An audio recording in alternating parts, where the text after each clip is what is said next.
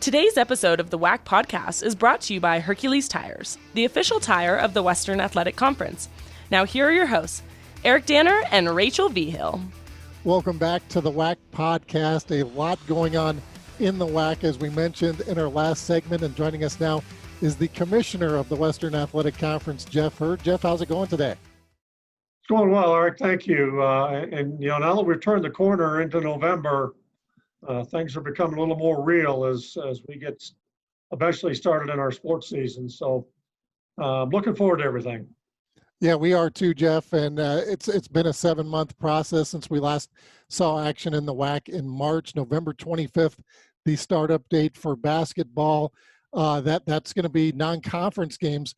The WAC announcing last week that conference games will be starting on January 8th. And a little different format this year, Jeff, due to the pandemic. There's going to be back-to-back games in the same location. So tell us a little bit about what went into that thought process and having the schedule like that this year. Well, it's a good question, and it took a significant amount of time to really get to it. It took cooperation from our member institutions. It took cooperation from our coaches and administrators. But the bottom line really is that we are trying to find the best way to play a conference season and at the same time to reduce the chances of a COVID spread as much as we possibly could, to limit travel as much as we possibly could. And we thought that the back-to-back games at one site was the best way to do that, as opposed to trying to maybe do a pod format where you had 3 or 4 teams in one place. So Medical Advisory Committee had a lot to do with it. And as I stated earlier, the cooperation from our member institutions also played a big role. When it comes to testing, what did the Medical Advisory Board say for each school and how to handle that? Well, really, in simplest terms, we're going to test 3 times a week. We're going to follow the NCAA recommendations from the Sports Science Institute and Dr. Brian Hainline, their recommendations, but it's 3 tests a week, not on consecutive days. And, so that's, I think the best format for us. And it's one that allows us, quite frankly, to probably have the best outcome as we move forward for our institutions from a cost standpoint, from availability of testing standpoint, and from the ability to play games as much as we possibly can. We're talking with Jeff Hurd, commissioner of the Western Athletic Conference. And Jeff, with that new conference schedule on 9 weeks, everybody's going to have a bye. Everybody's going to be playing those back-to-back games, one location. Does that impact the conference tournament at all, or how does that look right now? Well, it could, Eric. I think the biggest unknown really is, are we going to be able to play all the games? And, if you look at what's going on right now at the collegiate football ranks and what's likely, and what's happened, even the professional ranks, you have to anticipate that there's going to be times when games are not going to be able to be played, and you're probably going to have an uneven number of games played by member institutions as we go down, through the season. We don't know what those numbers are going to be, but we know something's going to happen that's probably not going to allow for games to be played. And as it affects the tournament, we're still going to see teams. We still plan on playing a 17 tournament. Now, some teams may have played 14 conference games, and some may have played 10. But we'll figure out a way from how we're going to seed them as we go through the season and have everybody show up, and we'll play. We still plan to play our tournament at the Orleans Arena in Las Vegas. What have you heard about March Madness and what that will look like this spring? I think again, it's like everything else, a lot of unknowns. The NCAA basketball committee, men's and women's basketball committees, along with Danny Gavitt, putting in a lot of time trying to figure out what the best way to go is, whether there's going to be fans or not. As we talk today, the plan is to have the tournament run as scheduled. That we'll have a 3-week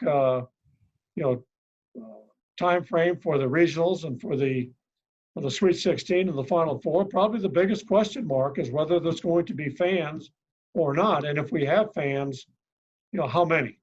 Is it 10% of the arena? Is it 20% of the arena? Is it 5%? We don't know yet.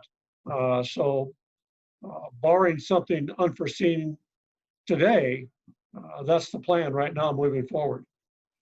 Well, a lot of the questions still up in the air, Jeff, but last week we did have our WAC basketball preview, and in years past we've had that in Denver, and the coaches would come in and we'd get a chance to sit down with them. And last week Rachel had a chance to interview coaches and players this year via Zoom, obviously with the pandemic, trying to limit travel and those kind of things. Did you have a chance to check that out? And I guess you're a Zoom pro now, Jeff. You've probably been on more Zoom calls than anybody I know, but that seems to be kind of the way things are being done now.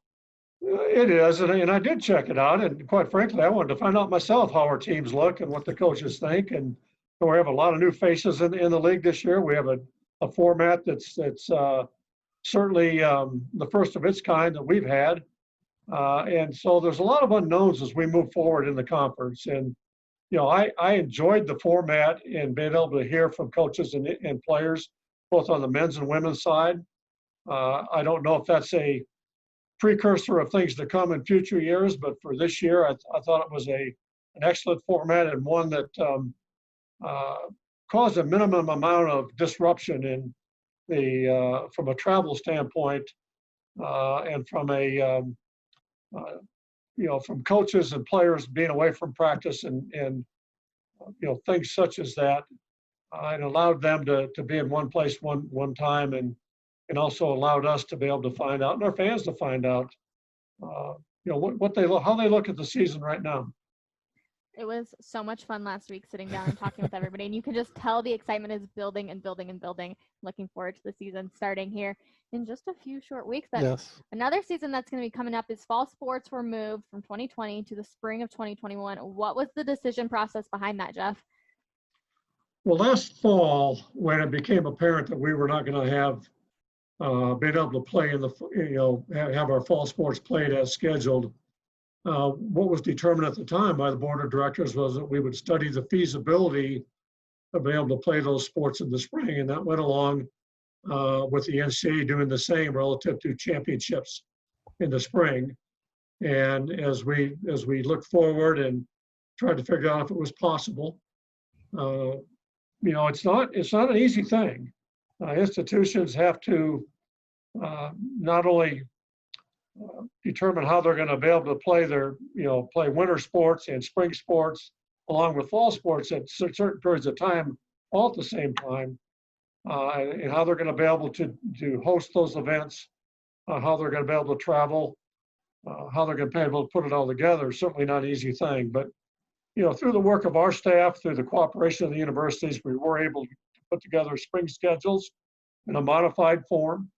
We're still going to conduct our conference championships with the exception of the indoor track and field championship. And, we're going to move forward. And again, we're not sure of the problems that we're going to run into relative to testing formats and whether we're going to be able to play all the games as scheduled.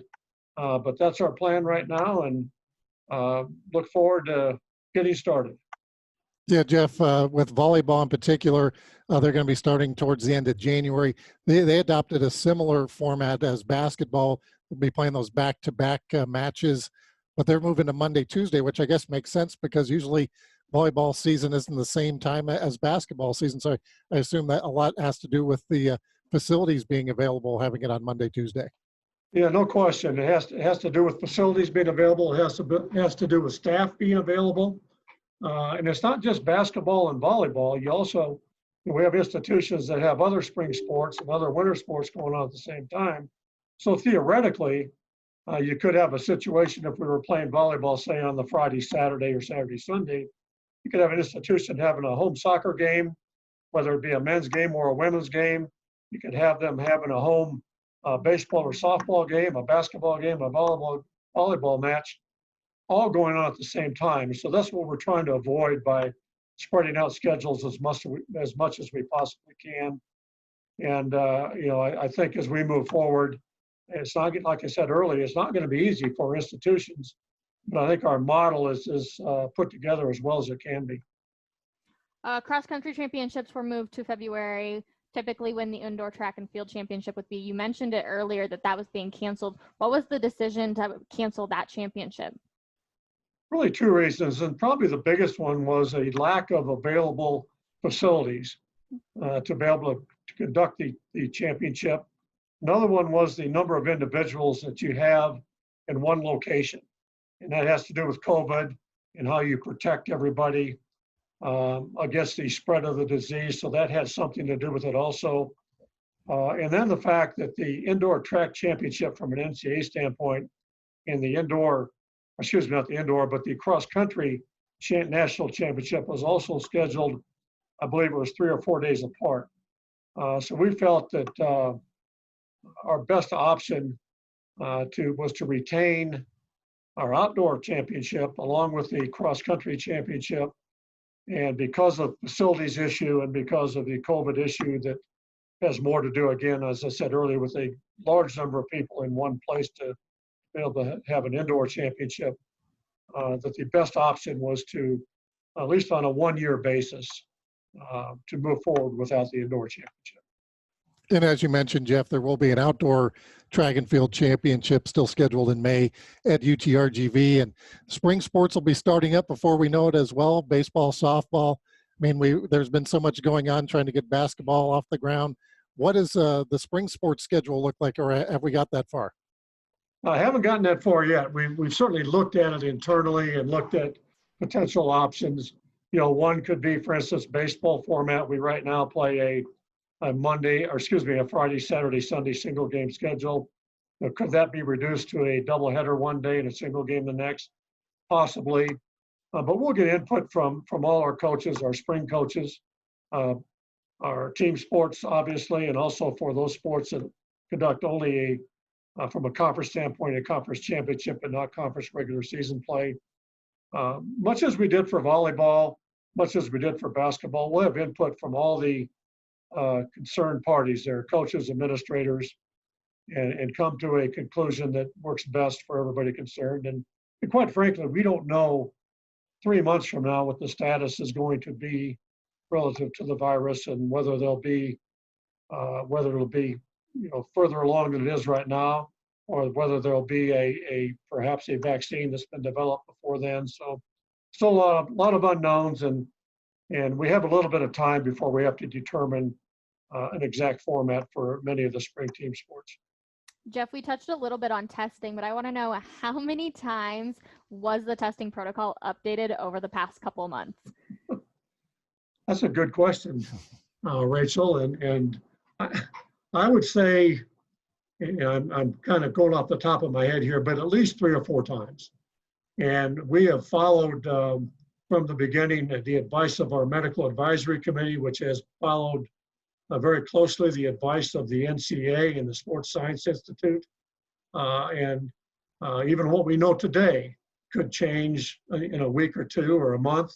We don't know, but based on our knowledge today, that's what we had to make decisions, for those sports that are coming up, fairly soon. So we understand it's still a very fluid situation. We monitor it on a weekly basis. Our medical advisory committee meets via Zoom once a week. Our administrators meet once a week. And the NCAA medical experts are in constant communication, if not daily, certainly many times a week. And so all those things come together at some point, and we all stay in touch.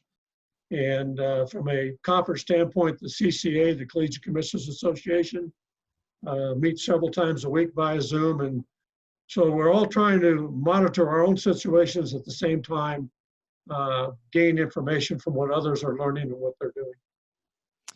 Jeff, Father Steve Sunborg announced from Seattle U that he'll be retiring at the end of this school year. I know this is a guy had a lot to do with the WAC staying afloat during that tumultuous time back 7, 8, 9 years ago. And you as commissioner, I know you'll miss Father Steve as well. I will. Steve has been let me back up a little bit. He's a very unique individual in terms of the people I've dealt with in my career. And I mean that in every way, the most positive way you can think of. Steve he's a consensus builder. He's a stabilizer. He's a guy. He's a leader. He's one of the best I've ever seen, if not the best, in being able to dissect situations. Dissect situations that are controversial, perhaps, or those that are very, very difficult to handle. And he's able to handle them. He's able to provide advice. He's been able to analyze. Just a very unique individual, and I think the world of him. He's been quite frankly, a personal mentor to me. I've learned a lot, in my own job, from him, and taken advice from him on several occasions. And he'll be missed. For Seattle University, he's been, I believe it's been a 24-year career as the president of the university. He's guided, the school through both good and bad times. He's been a stabilizer there. He's had the growth of the university is primarily to his credit, and he's going to be missed. I guess the best way I can put it, and I know that's said a lot when people retire or when they move on to other positions, but in this case, it's very much true. Steve will be missed in every way, both personally, professionally, and for all the people he's touched throughout his career, whether they've been students at the university, faculty at the university, or boosters or graduates or those associated with the university, will miss him greatly. 24 years. Long time. Well, that's my entire life there.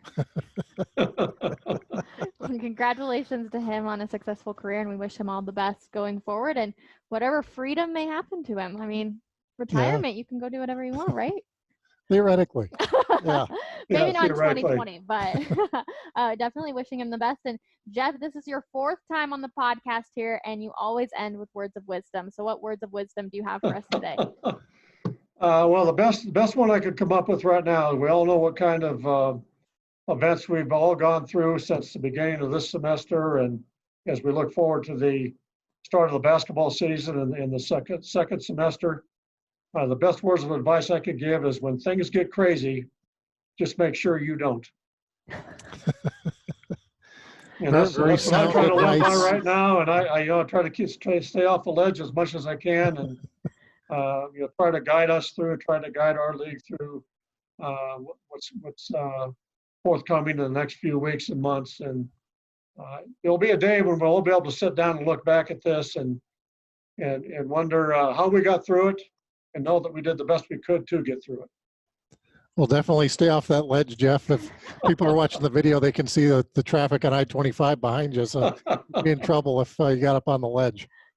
No, I appreciate that. I definitely will do that. All right, that is Jeff Hurd, Commissioner of the Western Athletic Conference. Coming up next, we're going to have Rachel's interview with Chris Jans and Jabari Rice of New Mexico State. You're listening to the WAC Podcast. Make sure to follow us on Facebook, Instagram, Twitter, and YouTube. And check out our website at wacsports.com.